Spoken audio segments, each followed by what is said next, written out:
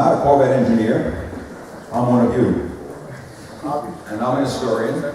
I enjoy very much looking into the basics of history, including the Civil War and Gettysburg, which is one of my passions.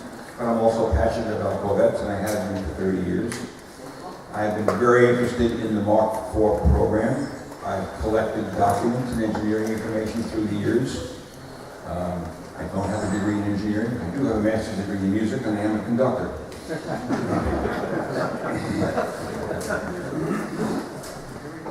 But So we were making music, were we? we were making music, exactly so. A few years ago, a group of us traveled up to Detroit, and with video and audio equipment, interviewed Ken Kyneth at length. He did at length, and Benny Davis in his kitchen at length.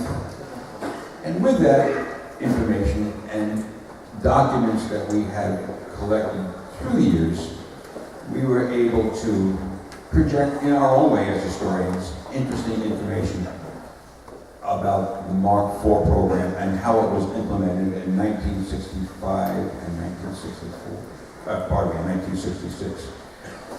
I'm going to start my conversation here at a time and place when the Mark IV engine had already been developed in its generic form. To paraphrase what Ken Kyneth had told us at the time in our meeting, he said a group of engineers, a selection of very smart people, and he was very adamant about saying that he didn't build the Mark IV engine, it was his crew. And I would do him great disservice if I didn't mention to you the names he mentioned to us at the time. Guys like Herbert Sood, William Polkinghorne, Donnie Pearson, Robert Benzinger, and he would say Robert Benzinger was the brains behind the Porcupine Head. So it's important that we name these folks when we discuss history. Now, what I'm going to do is something entirely different than what Ken did. What I'm going to do is track and trace a particular project and a particular engine through the program so you can see how it transpired and how it ended up. So we'll start at a point when the Mark IV engine is developed and it exists in its very generic, in its first generic forms. One form is passenger car engines, 427, 396. Another form is the commercial version, 366 cubic inches, school buses and trucks. Another form is marine, fast speedboats. Looking at the 427 and 396 form, where it has to be developed for passenger car service, each of the Chevrolet platforms, the B car, the A car, the Corvette, that engine has to be fitted into that platform. Maybe it means changing manifolds. Maybe it means, if it's going to have air conditioning, different brackets for the air conditioning. So it fits in the engine compartment. The generic form of the Mark IV engine had to be adapted for the Corvette platform. In order to do that, teams were set aside for each of those applications. The team that was set aside for the Corvette application were Denny Davis, Red Frankie, Cal Wade, and they worked with Dora and Dick Kyneth in the process. And so what I want to do is use an older technology. This is an overhead projector, not a PowerPoint projector. And we're going to do it in the air. We're going to turn on some of the lights here. And so we'll just have lights on one side, and it won't be as snappy and as sharp as Ken's presentation, but the information is really interesting. The first thing you're going to see is a list of things that the Corvette engineers are supposed to be doing to adapt the Mark IV engine to the Corvette platform. And this is in the time preceding the introduction of the Mark IV engine to the Corvette in 1965. The program is 19450, and In this list of things to do is, if you look at the third line here, you see a 3.9. And the 3.9 says to cover service package components for Mark IV engine, 66 Corvette, and build Mark IV V8 service package Corvette engine for the 1966 build. And as Ken said, this is the actual engineering initiative to build the service package competition engine. This is it. This is the instructions. This team will do it, please. So in order to do that,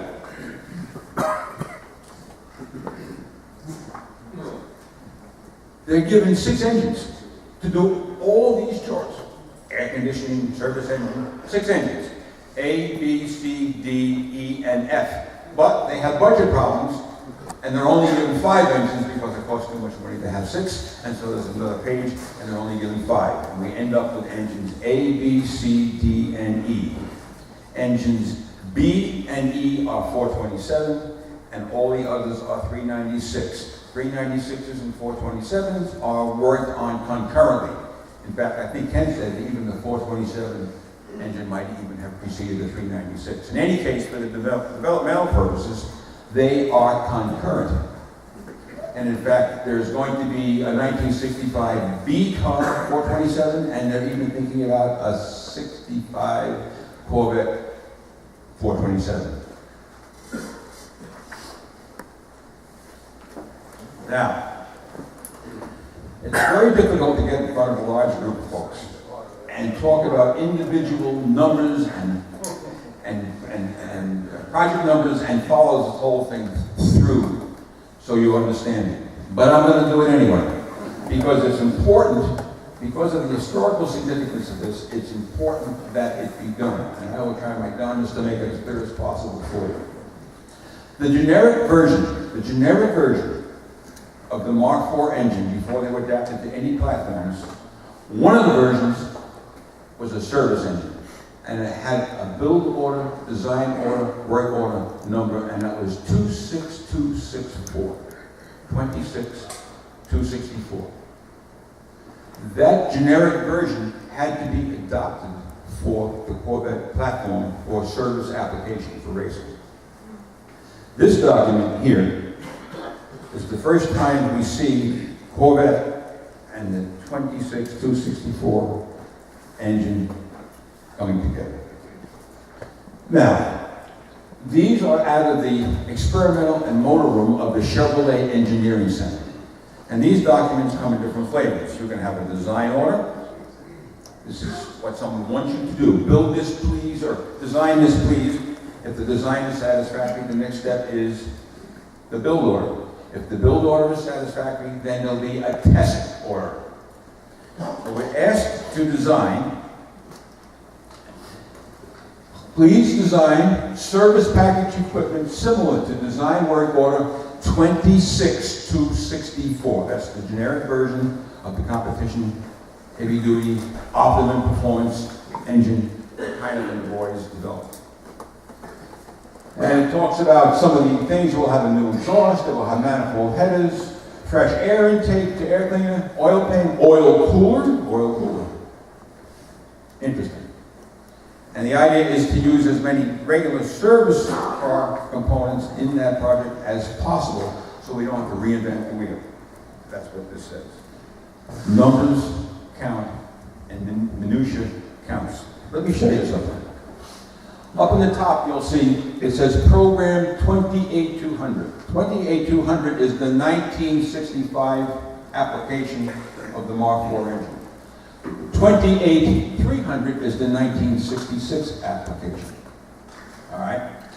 This says supplementing build work order 19450. That was the first page I showed you with all the things that were charged to the engineers. Supplementing that. Remove engine E. That was one of the 427s. Take it out of that package. Remove it. Why? Engine will be built per build work order 1945039. That's the service package. That is the competition engine. Remove one of those 5 engines, engine E, take it out. We're going to do something special for it for 1966. Not 65, 66. Now, look at the program. 28,300, right? There. 1966. Please build one 427 cubic inch Mark IV engine using service package per 19450-39. Engine is to be otherwise the same as the L72, which is the solid lifter engine for 66. Down at the bottom. Minutia counts. The minutia counts. Engine was formerly designated as engine E in the first 5 engines. So it's pulled out of that package. It's separate. This is important. We're going to use it for 66. One other thing. The date is October 26th to 26th, 1964. So this build order rides through the system. It wakes up. It wakes up much, much later. It wakes up on February 18th, 1965, which is 5 weeks before the Sebring race. And Zora finds out, or is informed, that one of his transports is going to be in competition at that race.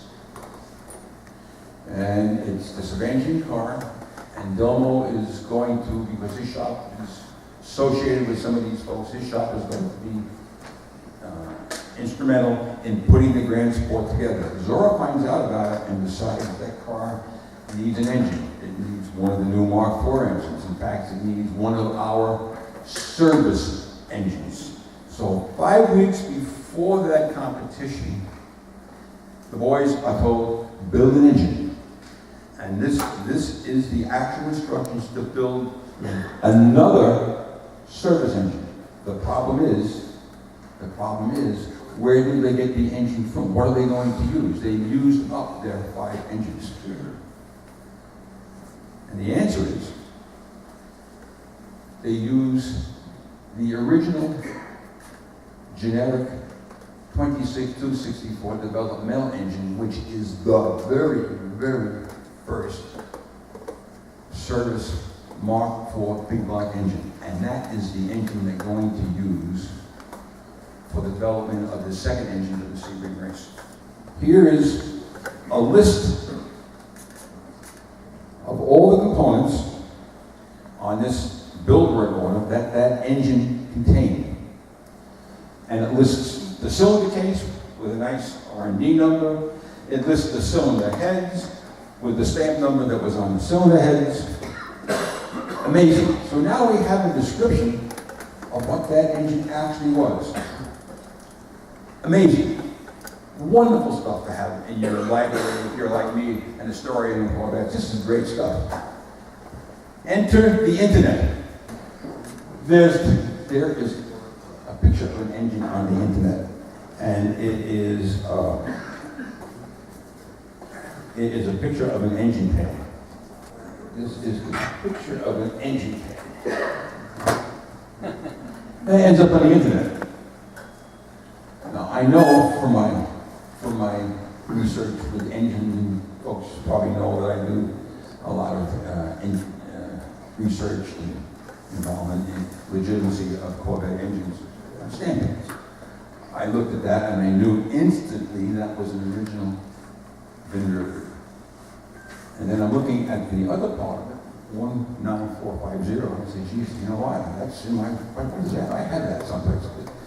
Lo and behold, that is the engine. That is the engine on the internet that all this documentation supports. Very, very interesting. The story goes a little further. Folks became very interested in that engine. They chased it down. It lived in Texarkana. There was a period of negotiations. A good friend of mine ends up with some other associates being able to acquire the engine, and the engine is restored and put back in perfect running condition.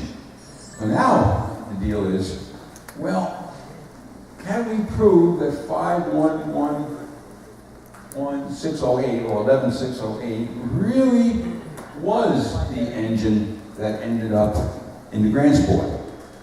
Well, the first step is, of course, is to check the VIN out with the NCRS VIN service. And lo and behold, 11608 was given to dealer 37907, and that is Johnson Chevrolet, Dallas, Texas, on March 5th, 3 weeks before the race. Bingo. And further investigation and snooping around and really luck. And the next thing you know, more things come to light. Now, the engine has a great story behind it. Because when Zorro found out that the race was going to be involving the Grand Sport, he wanted this Mark IV engine to Delmo to be installed in the Grand Sport. So Delmo finds out and calls up Zorro and says, well, when's the crate coming? Oh, no, it's not coming in a crate. It's coming in a car. It's coming in a Corvette. You take the engine out of the Corvette, you put it in the Grand Sport, and you go racing. Really? Yes. So the car comes. This car happens to be the first Mark IV competition Corvette, of course. The engine comes out of that Corvette, and it goes in the Grand Sport. And the Corvette is just a mule as far at that time, and it goes away. Gone. The engine goes into the Grand Sport. After the race, the Grand Sport goes with the onus of engine, and Delmo keeps the engine. And Delmo puts the engine, he put it in a Camaro, and we had a nice conversation about how he put it in a Camaro, and they raced around it and did all kinds of dumb stuff with it, and he was a real wild man at the time, and they broke it. Bang, broke it. Cracked something. Under a bench it goes in the shop, and it sits there for quite a long time, maybe months or years, I forgot the exact time, but it had little interest to him. Finally, someone comes along from Texarkana, who's a hot rodder and wants a big engine for his truck. And he sells the engine to this fellow for his truck. Very interesting. When we chased that engine down through the internet, we ended up getting the engine from Texarkana. Exactly where the person was who purchased the engine from Delmo. So that's very, very, very, very interesting. So we were interested in the engine. We were, of course, interested in the car because the car this engine was delivering is of incredible importance. And here's the car. Here's the VIN number, 11608. And there's the trim tag, white convertible. This is the engine that was in the mule delivery Corvette that came out of the Corvette that went into the Grand Sport. And just to make sure that it would never get lost along the way, when the engine left the engineering center, it said right on it, Johnson Chevrolet, Dallas, Texas.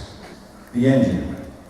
The engine itself is part of an overall competition package under an ECR. And that ECR was 68907. And in it is information about the engine, information about cooling the engine with an oil cooler. Front page. I'll just read a little bit to you so you get the gist of it. It says, 1965 service part unit for high performance Corvette Mark IV engine. Please assign production numbers and release for service parts per design work order 1945039. That's the service program we talked about in the beginning.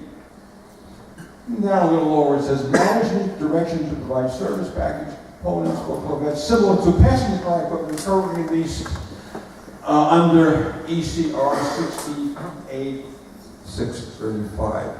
Lots of numbers. And it can be mind-boggling to the audience. It's difficult to follow, but it's important. This ECR here is a management's directive to list every part that was in kind of original 26264 generic competition engine. And I have that ECR here, and I can show you all the components if somebody wanted to see it.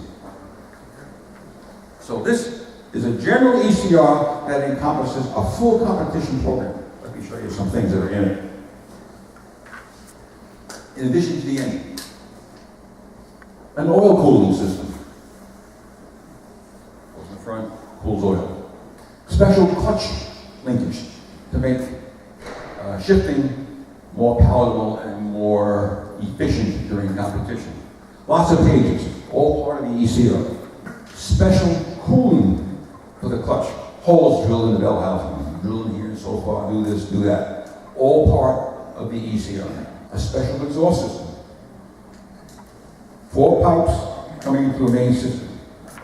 And there was other things, like at the time, some of the rules for sports car racing required that the cars carry a spare tire. So there's even in this ECR information on how to install a spare tire under the back end in the race. That automobile there, or that chassis there, is a representation of an engineering change recommendation that represents the very first Mark IV service competition engine. That representation has the original engine. That is the first. There's nothing before. Here it is, out of the engineering center. Nothing causes more animation than to start talking about 66 L88s. It's like the Loch Ness Monster and Bigfoot, you know. Oh boy, it really does. Charges everybody up. And there's a lot to it, and there's a lot that happened, and some of it was subterfuge, some of it is documents that we exist. There is a huge document trail, engineering trail, concerning 66 L88. There's documents at Tonawanda, we have documents from Muncie, from the transmission folks, we have engineering information from the Chevrolet Engineering Center, we have cars, we have stories, we have lore, L-O-R-E, about cars people have. It's an incredible, I don't use the word swamp, but it's an incredible field. And I've been interested in that for 20 years. I wrote articles on it a long time ago, in the 90s. I went directly to GM, and I asked Bill O'Neill. I said, he was a PR guy. I said, I'm writing stories, writing articles, I'd like to get it right. Can you help me out? Sure. He sent me a whole bunch of stuff. Just locked in the front door, all kinds of stuff came in. Ken Kaiser and I talked years ago, 20 years ago. Where's Kenny? 20 years ago, Kenny, you and I discussed this back and forth and mailed things and talked about it. And, well, I think this, and he thinks that, and here's this now, and gee, thanks a lot, Kenny. It's been an ongoing discussion.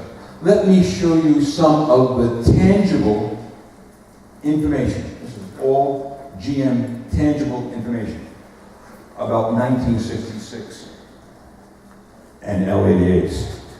It just disappeared. You're not far off. You're not far off.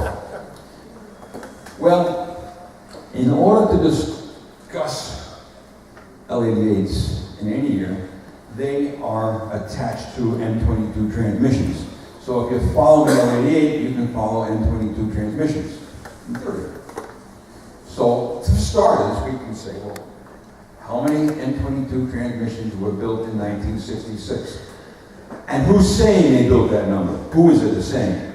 Well, here's a product information publication. And it says in 1966, they built 2 M22 transmissions in 2 versions. And altogether, they built 15. Here are records from St. Louis. Right from St. Louis. M22, 15. 0.5% entire reduction. There are records at Tonawanda that track. And for me to stand here and explain them to you would be an incredible task. Just say that things change all the time with exception letters and suffix letters, and very, very interesting. I have all those records here, and if someone has a question, after the break, I have all the ECRs, and I have all the Tano on the records, and I have all the Muncie records here now. So if someone wants to come and see later, I'll be happy to give you the minutiae details. But to explain it to 200 people is mind-numbing. This is a letter. And whenever I show folks this letter, I've had people tell me this letter is fake. No way, it can't be fake. No way. It's not. It says, attached is a copy of approved Chevrolet Engineering Center, such and such, dated July 27, 65, requesting release of the new Mark IV heavy-duty engine for 1966. Similar to RPO L72, except to be used only with RPO M22, less heater, and so forth and so on. Next sentence. Will you please initiate the necessary action to release as first usage of the RPO?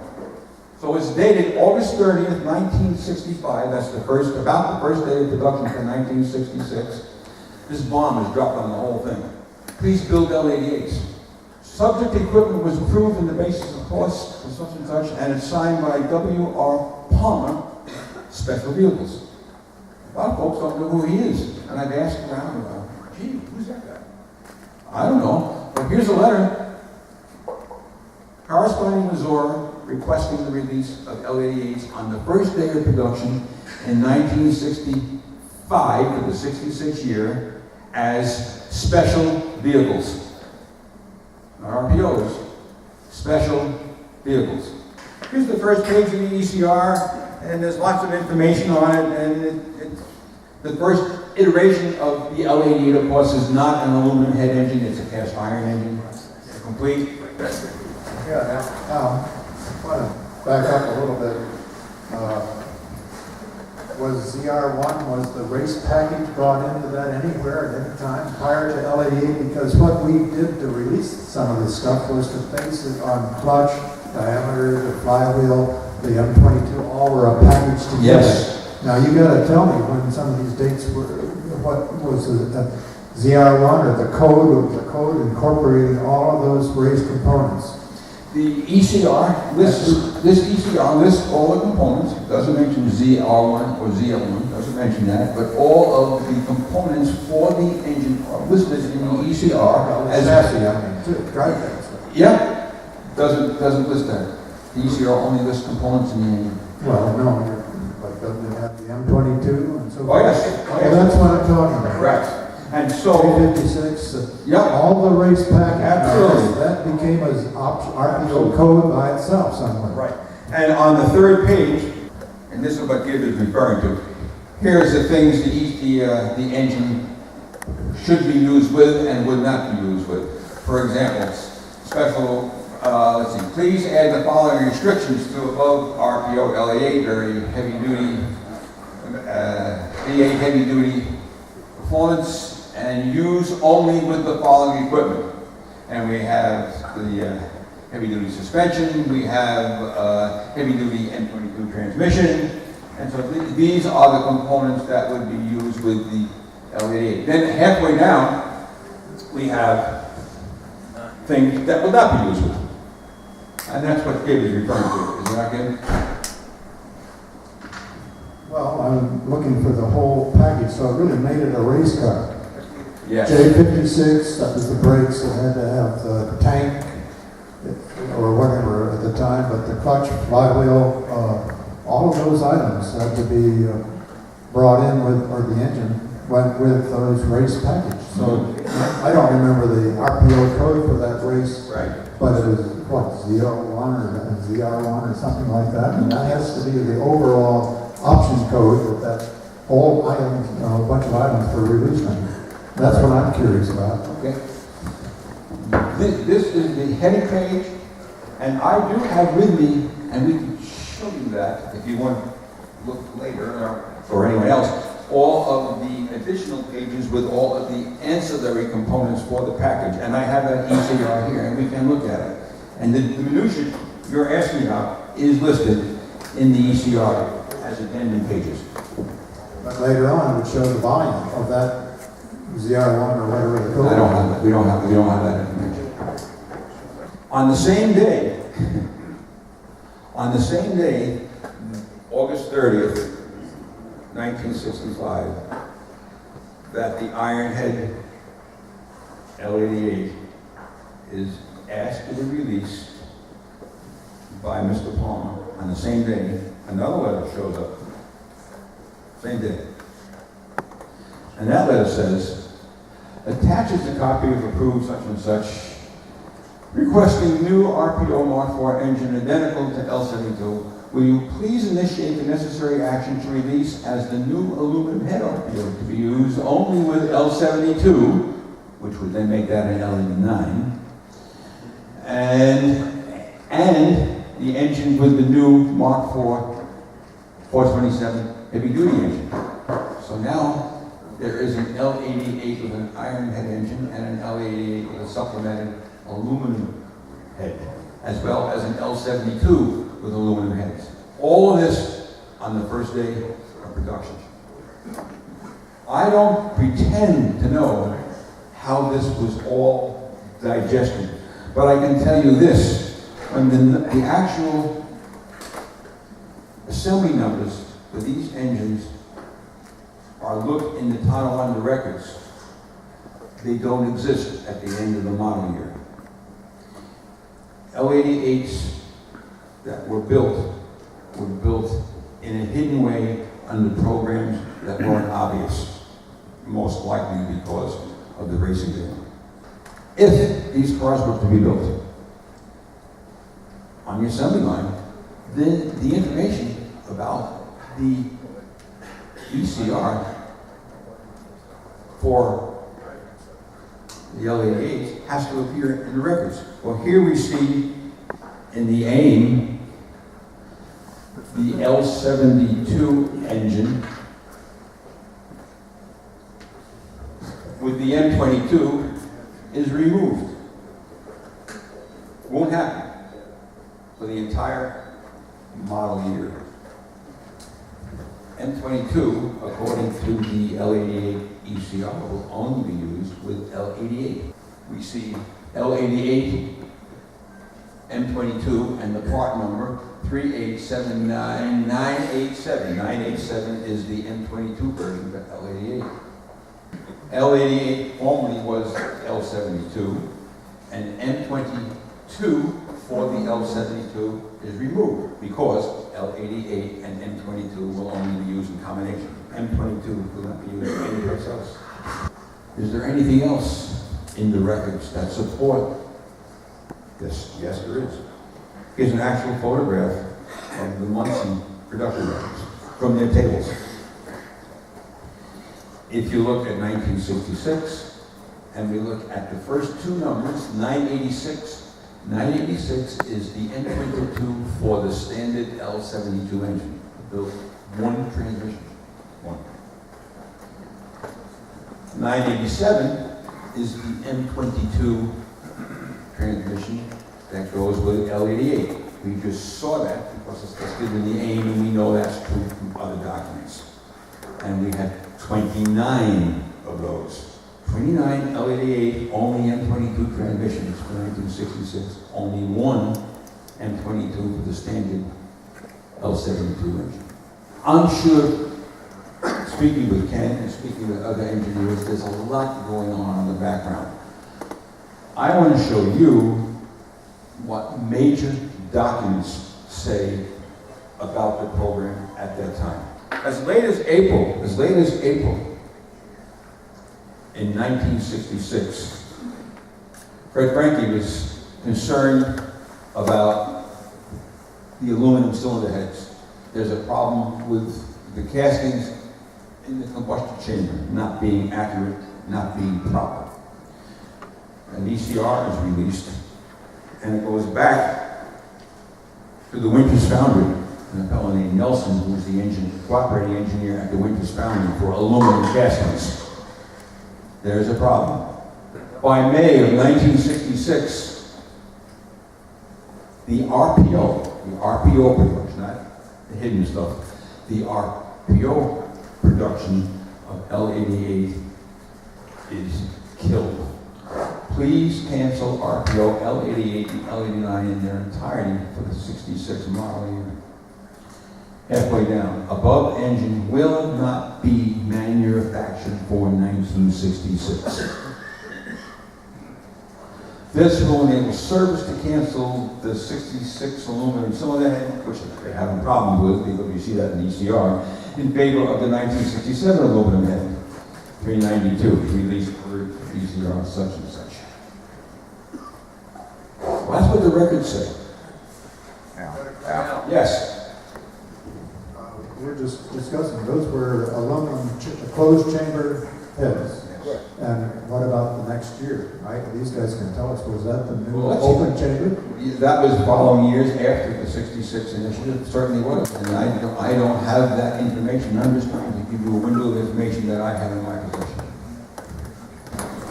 The open chamber head did not go into production until well about April of 69.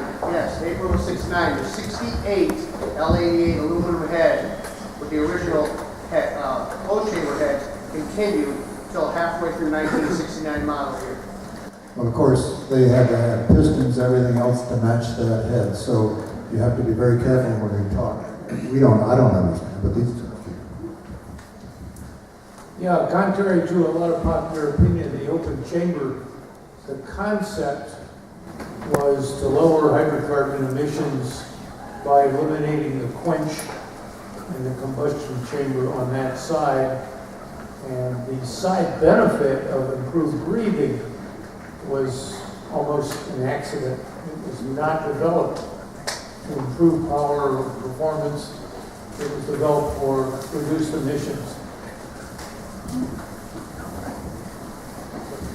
Well, I mentioned that the M22 transmission in 1966, and I'm focusing on 1966 here, because that's where my research was aimed. So in 1966, if during the year you ordered an L72 and wanted an M22 transmission, couldn't get it. Here's an example. Here's a racer up in Canada, in Winnipeg. He orders, and on his order, he lists and pays for an M22 transmission. And that says right there, he paid $260.10 in Canadian money. Here is the actual Corvette order for the car as delivered.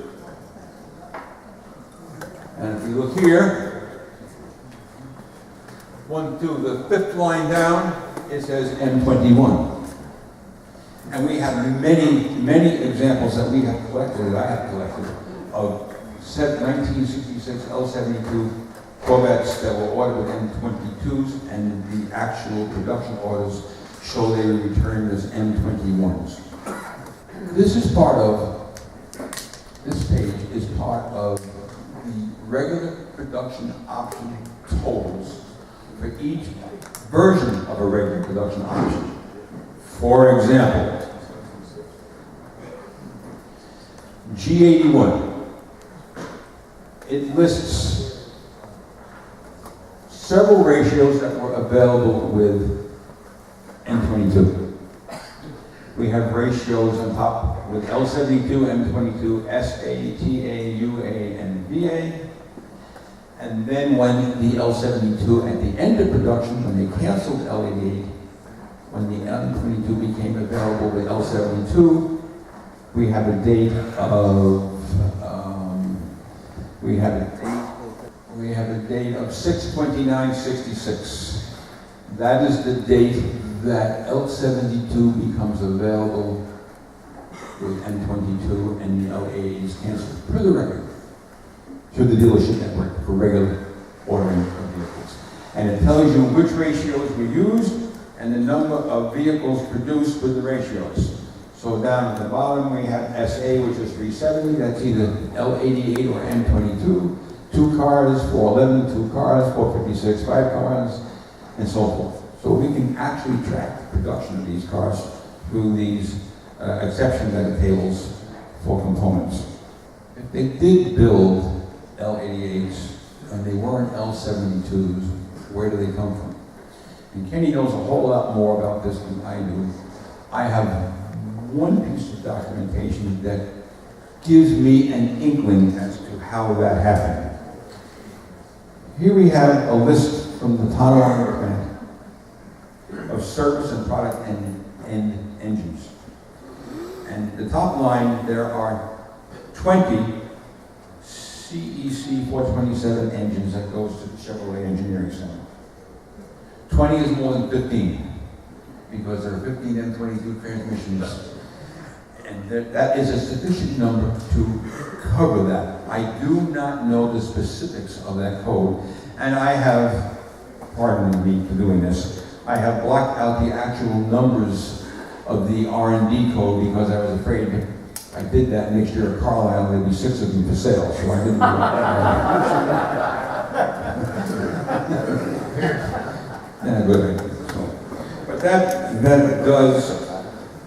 does give you an inkling. In 1966, there was a big race that was going to receive a lot of press, and that was the first 24-hour sports car race in the United States. That was the Daytona Continental.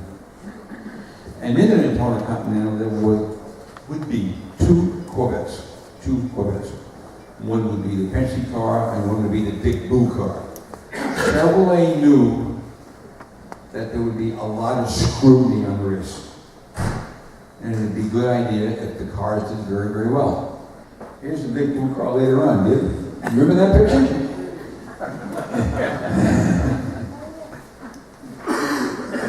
and here's the Penske car. All right. These cars are going to be in a high-profile situation. In fact, weren't you at this race, Steve? Yes. And there was communication between General Motors and Sun Oil, because Sun Oil was the lubrication company, and then they wanted to make sure we had the right fuels and the right lubrication, and we didn't want to lose the differential and burn it up, and we were worried about that. So there was, ahead of time, there was real scrutiny about this race. This wasn't, oh, they sold some cars and now they're going to go racing with them.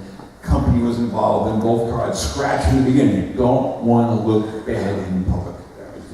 Here we go. Short time before the race. Please build 2 complete engines, same as released for regular production option L88 under ECR 73712. That is 73712 is the Ironhead L88 that we looked at, the ECR I showed you in the beginning. Build engine A for cycling, and they use mumbo jumbo, and B for this and that. But up here, vehicles to be determined. They're going in cars, and they're not saying which. It's supplemented, that build order. It's supplemented by saying, please build engine A with aluminum heads.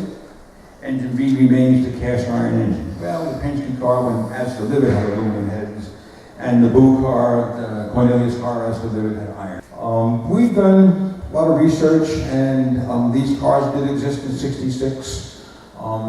There are more claimants than reality, but there are surveys, and we do know that the cars existed, and there's LORE that is behind it. That's lore, Corvette stories. There's lore behind each car, and it's very interesting. I could talk a lot more, but I think I've said enough, and I'd like to hear from the engineers, and I'd like to hear from any questions from the audience, and I think we should open it up that way.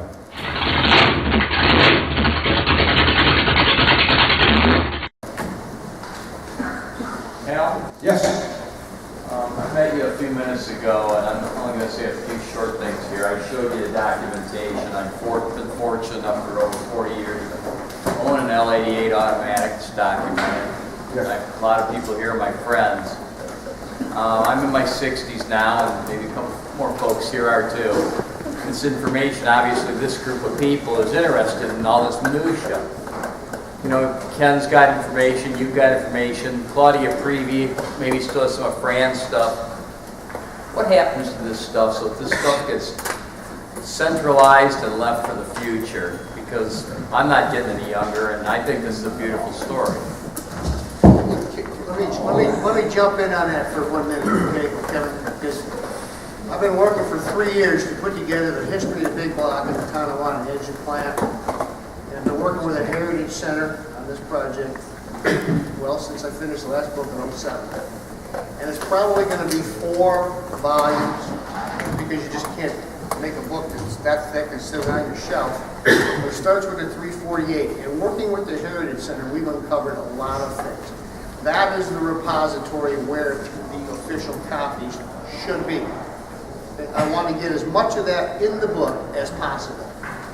So this is a shameless commercial, but anybody that has anything, this is the definitive study. We're working with all the official sources. It's all approved, through the GM legal. If anybody has anything that should be in this book, get it to me so we can get it in the book. And I meet with the folks at the Heritage Center about quarterly, and that's where all of the actual paperwork will exist as well for future generations. There's a lot of, I've been working with a lot of different people like yourself to get things back to GM. One of the unfortunate things that happened, the GM photographic people, they were primarily taking photographs for publicity purposes. Everything that GM put out in publicity, a GM photographic photographer took. At Chevy Engineering and at every Chevrolet facility, including Tonawanda, had their own photographers.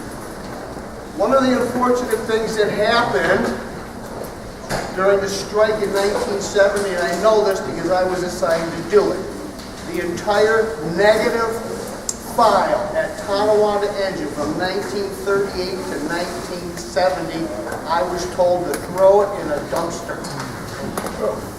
just to make work while the plant was down for 6 months on strike. As I was doing that, I'd see a title on a folder and it'd be real interesting, and then I'd open it up and I'd see the photos and I'd cry as I put them back in and threw them in the dumpster. The same thing happened at Chevy Engineering. Okay? The only reason that photograph of Duntop in the Mercedes exists is because anyone who was involved with any of these photographers could get a print. And that's what he had as a print.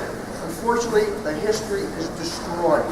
So when I run across things like this, where somebody from GM got a print, we get those back to the Heritage Center so they can be scanned in and they'll be there forever. It's a hard way to do things, but if you have a photo, GM doesn't have them anymore. Everything in the Engineering Center and everything at the Tonawanda plant was destroyed because nobody recognized any value. So that's the appeal that I would say to you. Get a hold of me. Anybody wants my card, I'll give it to you. We'll see that everything gets preserved. Zora's original steering wheel is there, the one that he's held in that four-spoker that he brought all the way from Europe when they escaped. That's where all of his memorabilia is. It should all be together. And if you got photographs, they'll scan it and get it back in the system. So, What happened when General Motors was in St. Louis, I contacted them one time, this is, 40 plus years ago. They had in the basement all the window stickers of those cars. Somebody made me a copy. I've got the documentation. They mailed me back then. Somebody's name on it. What happened to all that St. Louis, all those window stickers? okay. Yeah, it's absolutely true. The records are in the basement. The Tonawanda records were in the basement. I was there when we filled in the basement in 1986 and threw everything away. Okay, so I can tell you that. What you're talking about at St. Louis is absolute fact. It was all there. Now, there's been a rumor that somebody got that dumpster load of stuff. But that's just a rumor, and it's never appeared. So, Also in the 70s, I contacted someone for a friend about a Nova, 396 75 Nova, and they had records back then. What happened to all those records of all the other Chevrolet cars, since none of that stuff's in the VIN tag? What happened to those records? here's the system. The reason the NCRS has this dealer information starting in about 1962 and running up to 1975. You gotta understand that the federal government passed a law that took effect January 1st, 1960. And that law said every manufacturer, every vehicle sold in this country, the federal government will be given the data that you see on those forms. The delivering dealer, the date, which is the date of the MSO, and that's it. The government didn't require to know what color the car was and what was on it. It was just the information from the manufacturer that was into the theft database. I don't exactly know how that was done for Chevrolet on January 1st, 1960. It had to be a haphazard system at best because they weren't given any time. Chevrolet had 20 assembly plants around the country. So mind you, there's all this information coming into the Chevy Central Office from 20 plants. They've got to get it and forward it to the federal government. It was totally haphazard. The Corvettes were mixed in with the passenger cars, with the trucks. And as it came in monthly, it was literally just picked up and sent to the government. It took them about a year and a half to figure out some kind of organized system in the central office. That system took effect, and that's the system that was microfilmed and exists, and that didn't change again until 1975. So for that period of time, we have most of this documentation. Okay? And then after that, it changed again. But the government required it. They required the detailed information on the shippers or on the window stickers. But it was all coming in haphazardly from different plants. Of course, the mail was different. So as they got it, they just kind of just meshed it together. And then all that was microfilmed. And all that microfilm still exists in a mountain somewhere out west in an old salt mine. But I don't believe there's anybody left in General Motors that knows which salt mine and which file. And even if they did, no one's ever going to do anything with it. And the reason is sheer logistics. Chevrolet was building 2 million cars and trucks a year. By the early 1970s, they were building 3 million. So imagine 3 million pieces of paper coming together every year in a haphazard fashion from 20 sources, all just microfilmed at random as it came in. There isn't enough manpower to go back and ferret it through. Even if you could find it, kind of like Indiana Jones and 19,000 Ark of the Covenants hidden in one building. We have a few more questions here. Okay, let's open it up to the floor. Any other questions for this on this subject here? I have some comments based on what Kenny said. I've acquired a lot of documentation, a significant collection from this era. And I will tell you, it didn't necessarily come from some secret place in General Motors.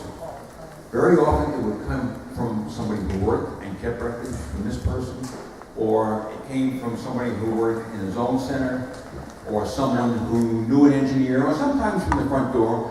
But the point is, the information compiled came from many, many different sources, and it had to be put together over a period of years. There's no gold mine of information.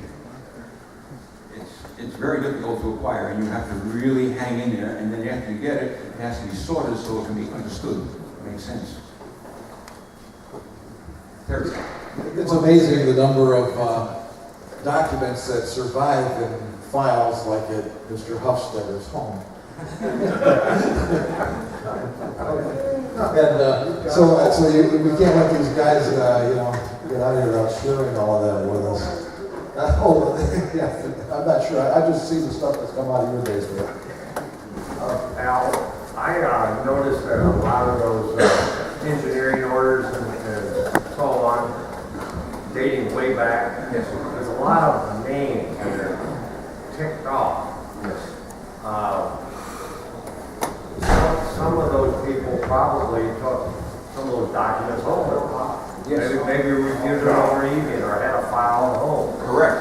And that's where a lot of those came from. It's a lot of what you saw here today from my part comes from. Right, but they do come from different areas, and not necessarily all Detroit. I know that there was a source out of Arizona that really had a good flow, and every one of those had a little check next to his name. Would you like me to run off copies of your stuff for everybody? Yeah, I agree with everything. Terry makes an excellent point that we're historians. These were cars everyone drove them. Then after a while, they were kind of collector cars. These were cars that everyone drove. And then after a while, they became collector cars. Now, these are antiques. They're just shaped like cars. And we use the same value system we do for antiques. Now we want to know everything about them. We want to know how they were wrapped. We want to know who the engineers were. We think the engineers were spectacular people. We invite them to shows like this, events like this, because they represent the history. They represent the antique value of the cars. We turn this whole thing around from stuff we drive to stuff that is American history. Are you saying Gibbs priceless? And priceless.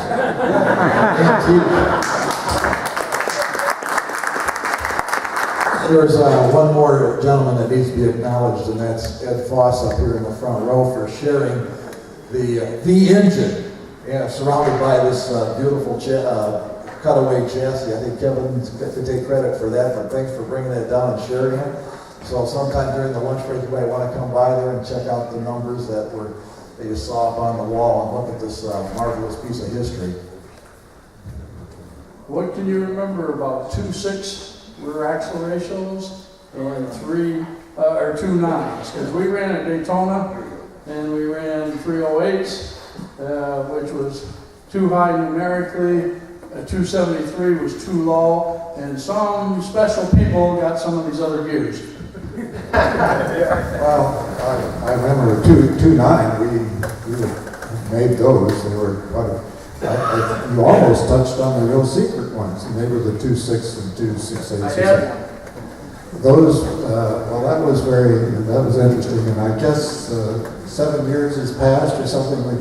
Anyways, part of the program was John Greenwood was going to Le Mans, and we wanted to be sure he was supported with proper ratios, the fastest ratio we could make. And he got the parts, the ratios, after we had made sure they were good shape, but we never got them back. And if John was here, I have to apologize to him. He wears a cap all the time. I don't know why. Some similar reason. But anyways, that's a bad part. Anybody that ever was involved with what we were trying to do, and that is trade parts, if they didn't bring the parts back, especially those that were very, very special, which the 2.6 was, that meant the pinion gear had to be monsters, and the ring gear had to be very thin in the backup section. And we even organized the bolts had to be shorter, the tap hole had to be shorter, and the stock was very thin, and of course, it was just structurally very, very tricky to get that high-speed ratio. And that was for proper high speed at Le Mans. So anyways, we also wanted to, we had some people, Mark Dees from California that ran Bonneville all the time, was a good Corvette enthusiast. In fact, he wrote a book on Miller, quite a very good book, and so it passed on with cancer. But we wanted those ratios. I don't remember how many we made of each one, only 2 or 3 or 4 or something, and we didn't get them back. So you touched on a subject that I'm sorry about. The 2.9 though, there were some more around.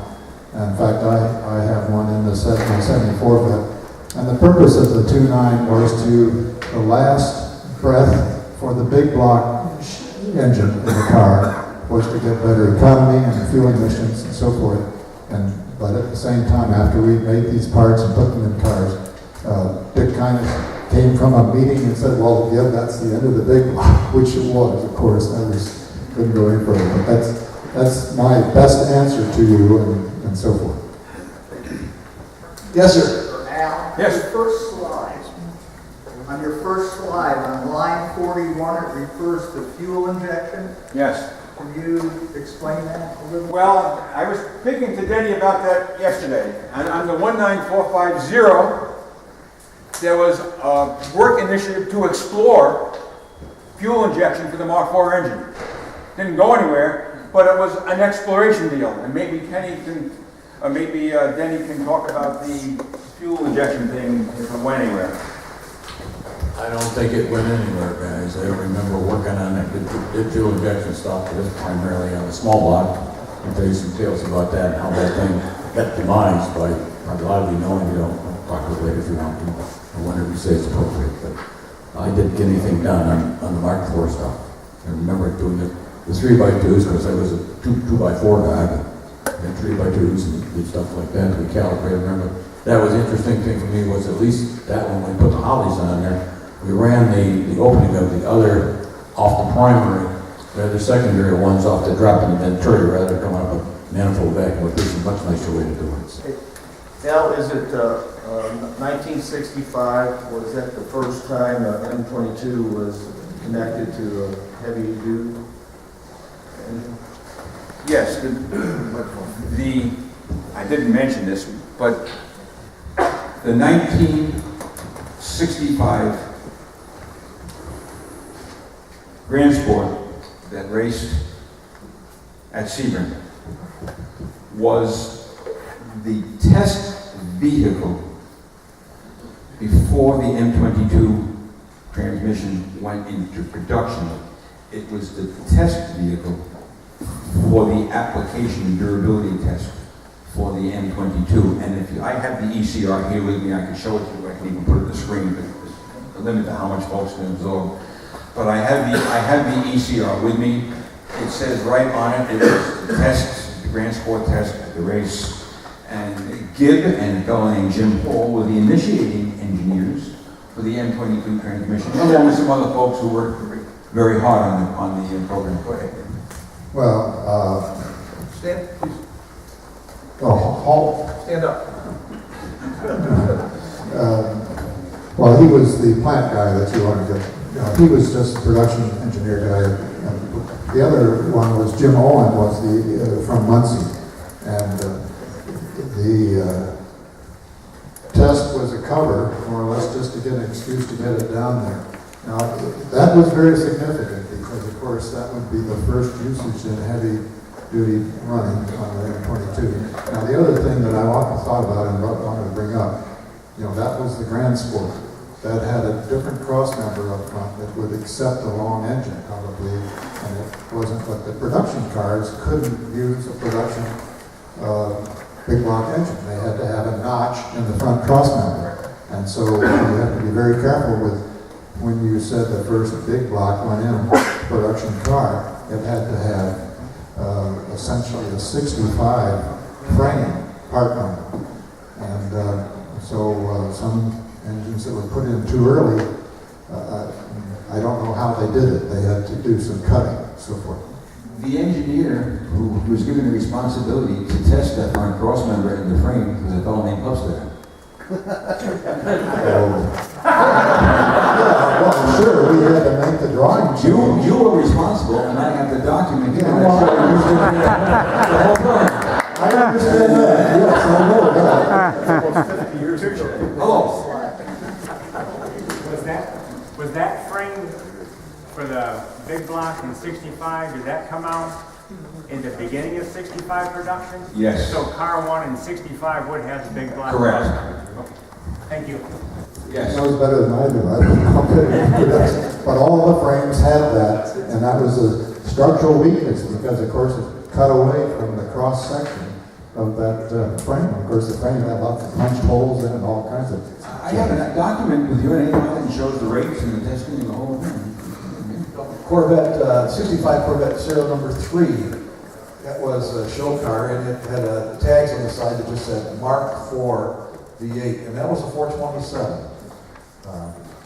Car number 3. Back to the transmissions. Were those transmissions exclusive during their life to the Corvette, or did any of them get put in at the factory in Camaros and Chevelles that were solid that are high-performance cars? It's my understanding the answer is yes, but I don't know the specifics. Yes, they were exclusive to Corvette? No, yes, they were used. Yes, they carried it to the... Yes. Yeah. I don't know The other I parts- do not know the specifics. That is my understanding that's the case. I was hoping before lunch maybe I could get you guys to talk a little bit about the Grand Sport program a little bit and what happened and eventually how we transitioned into the chaparral stuff. Anybody want to take that one on?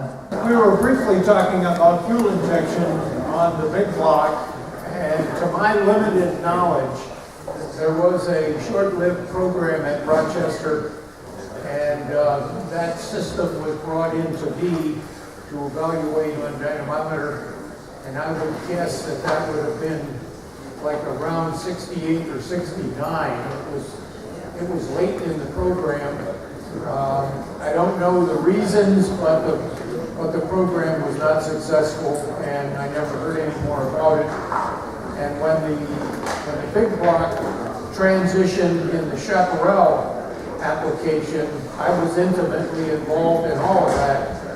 And the big block initially in the chaparral was used with Weber 58 millimeter carburetors, which were quite unsuccessful in terms of their transient performance out of the corner. The carburetor did not carburate well out of the corners, and there was incredible development work done to try to improve upon that, including the use of 2 quadrajet carburetors on a tunnel ram manifold that I drove on our test track in Warren.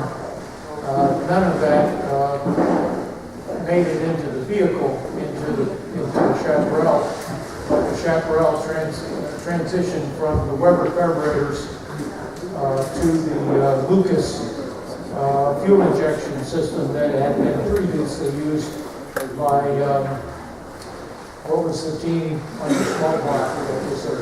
McLaren, I guess, right? Yeah, so that became the standard mechanical fuel injection system that was used in the chaparral. And I ran that on dynamometer, also ran a Hillborn type system on a crawler manifold, a lot of power development for the chaparral engine.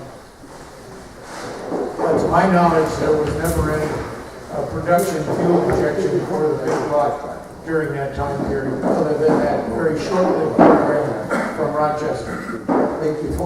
I'd like to change gears just temporarily here. Gary just reminded me he's got to leave here at noon, and I just thought, since we got him here and he's not going to be here this afternoon for the ZR1 program, maybe I'd let him stand up here and talk a little bit about his experience with that program before we let him slide through our fingers. Thanks, Warner. It's quite a segue from the LA8 to the LT5. Basically, the LT5 program was a joint venture between CPC Division of General Motors, Lotus Engineering in Heffel, England, and Mercury Marines Division, Mercruiser in Stillwater, Oklahoma. And this is something that hadn't been done before, at least on Mercruiser's portion. We had never worked with the British before, and they had never worked with us Okies before, so that was quite a learning curve in the process where they constantly reminded us we kept screwing up the Queen's English with our Okie slang. But anyway, Mercruiser had manufacturing responsibility for the LT5 engine. We machined the block, the heads, the cam covers, all the ancillary components, and then we assembled the engine there in Stillwater, Oklahoma. And one of the things that I get asked quite often is, how come Mercruiser? Why not GM? And a couple reasons for that. One, this was going to be a low volume engine.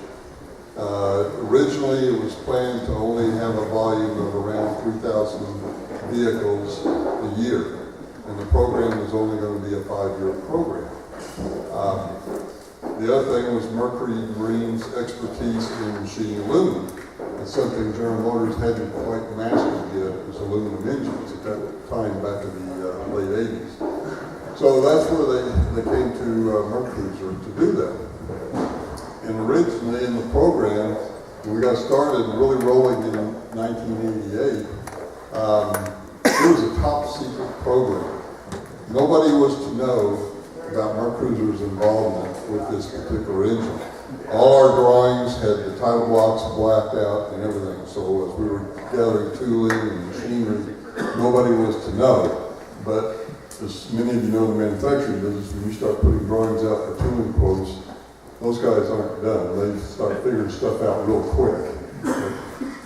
This is something special. And to us, it was just another engine program.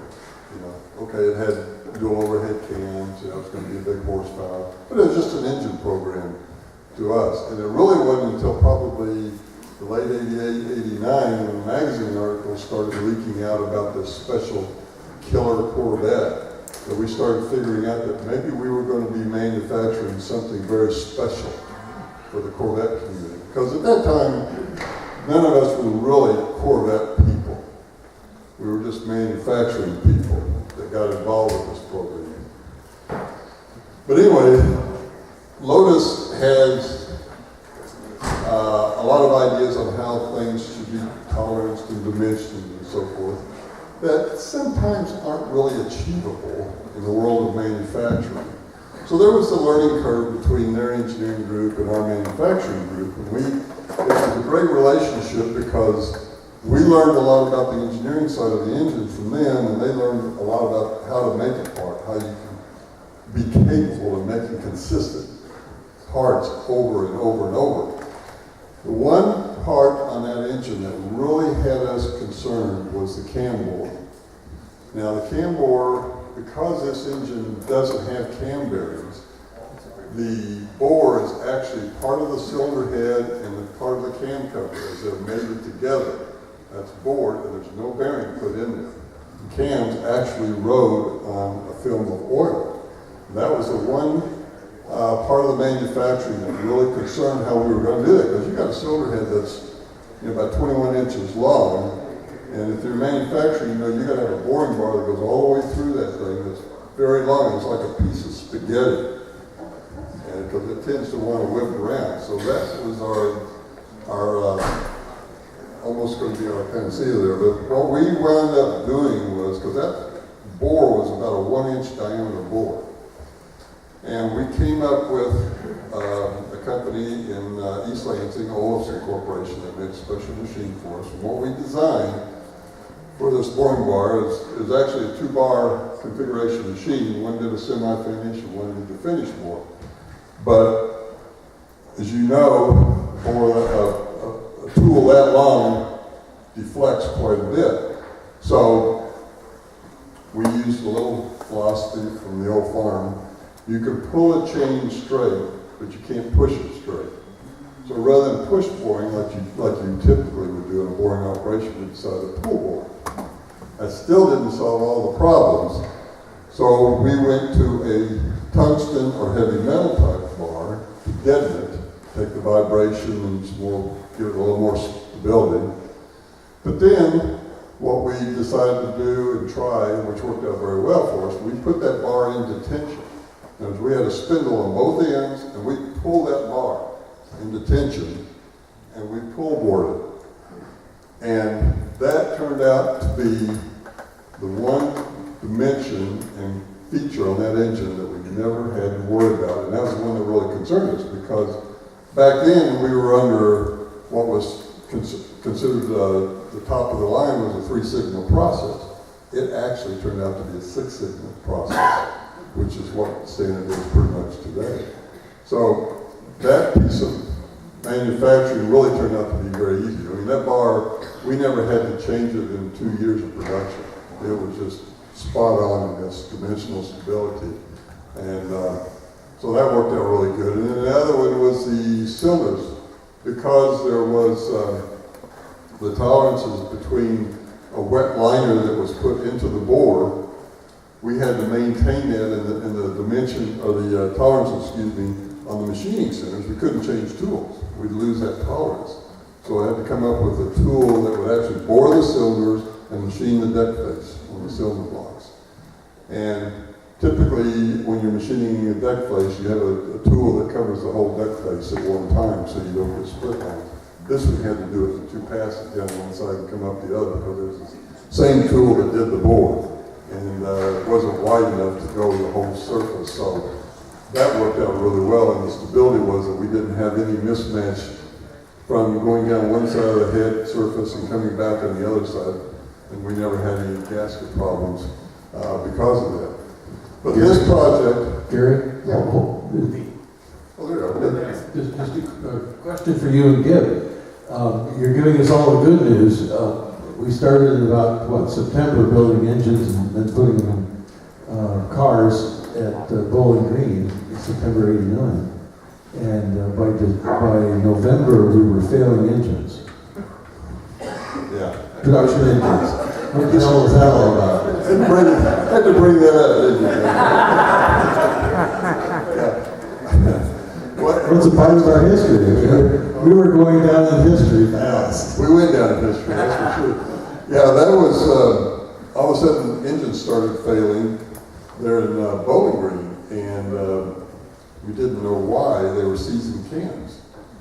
And so I sent one of my engineers, and Graham Bean, who unfortunately couldn't be for this day, they went to Bowling Green to try to see if they could figure out what was causing the engines to seize cams. And they started cars and all this, and they couldn't get it to fail. And they were one morning walking out by the marshalling area behind the plant there at Bowling Green, and it was sub-freezing temperatures, and they heard this Corvette start up out in the marshalling area. And it all of a sudden hit high RPM and just went, "Brr." And it caught their attention, obviously. And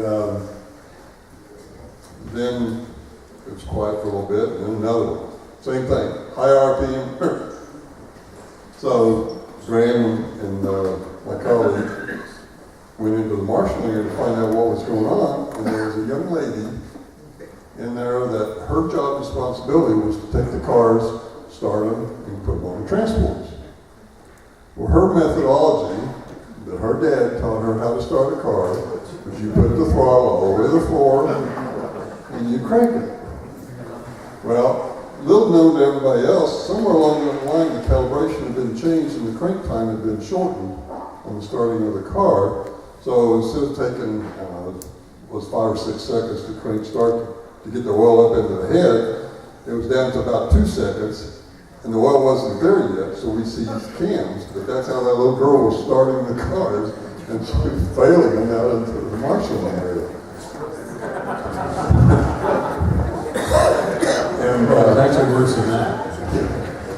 When we uncovered the mess that we had there. Go ahead. Yeah, and eventually it was traced back to the General Motors plant that was making the cams for us. They were out of process and specifications because we went through about 4 months of the plant being shut down and not making engines while we were doing root cause analysis and design experiments trying to figure out how this particular cam shaft failure was coming about.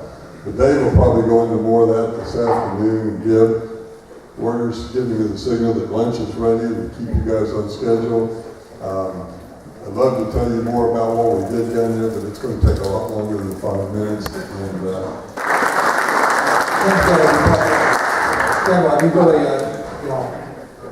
really, made my day by saying yes, he'd come here, but I know he's got a big fraternity reunion this evening. Finish off the fuel injection. The 409, Luke Utena did do a fuel injection mock-up and actually built a couple of test engines. The reason that program didn't go anywhere is it was pure and simple. The cost of Rochester was very prohibitive to provide a fuel injection unit for anything. So the Corvette continued with fuel injection as we know through 65. But what was going on in 64 was another fuel injection program. Zora's file on this is extremely complete. And they asked, basically Chevrolet asked Rochester, how are you going to get the cost down? They said, well, unless you can buy more from us, we don't have economy of scale.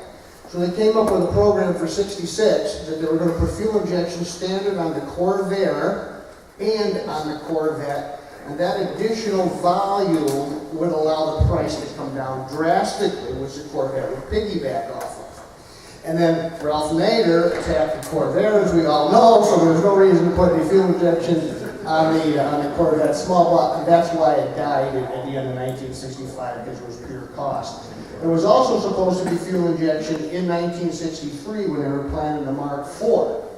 And that got a little further along. It actually made some prototype tooling, and it did make some. And that one was killed, that program was killed by Zora in the spring of 1964. So there wasn't, and that was primarily because Holly was making great strides on the carburetor, and there wasn't going to be any technological advantage to having fuel injection on a big block. So that ended that. Now, one little commercial, because I have to leave. 2015 is going to be the 50th anniversary of the big block. I sure hope that anybody in this room that has anything to do with planning events, Corvette, NCR events, or whatever, starts planning now for that event. That's when I'm planning to have the book out on the history of fuel injection no later than the spring of 65 when that 50th anniversary rolls around. But I have one more project I'm working on. You see, my dad was the general foreman of inspection on the big block line of Tonawanda when it started up. And I was about 15, and I remember one day he came home and he said he had to go to New York City for about 10 days. GM was sending him down there to the World's Fair because the big block engine had just come out. He was part of the team, so he could get a 10-day stint down there to stand by some engine. That's all I knew, and I didn't really care a whole lot about that stuff. Then about 2 years ago, I stumbled on the engine that he was there showing. And it was a cutaway Corvette 396, 4¼ horse. It's an absolutely incredible piece of technology. It cost GM $50,000 to build that display in 1965. It's costed me a small fortune to re-chrome plate everything that they had chrome plated. But fortunately, that engine is being reconstructed in its display case, and it operates at 10 RPM and flashes spark plugs and cutaways. But I'm hoping to have, I guarantee I will have that done for the 50th anniversary as well. And I look forward to getting that done. Maybe we can do something down here when that's finished. So, Cool, thanks. Thanks.